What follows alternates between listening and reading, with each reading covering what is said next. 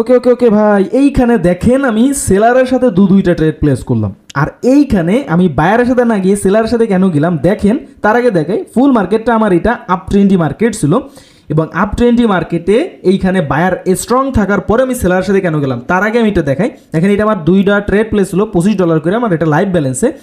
এবার আসেন যে আমি এখানে বায়ারের সাথে না গিয়ে সেলারের সাথে কেন গেলাম। দেখেন এইটা ছিল হচ্ছে সেলারের একটি পয়েন্ট, এবং ওই লেভেলটারে বায়ার করছে ব্রেক।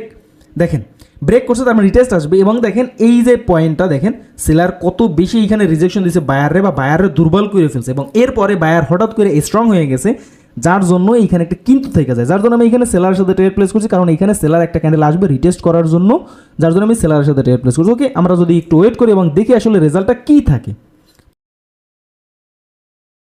ওকে, আমার ট্রেডটা প্রফিট চলে আসলো, আর এইটা হলো ব্ল্যাক রক বিডির পাওয়ার। ওকে, নলেজের সাথে কাজ করেন এবং মার্কেট থেকে প্রফিট বের করে নেন। সবাই ভালো থাকবেন, দোয়া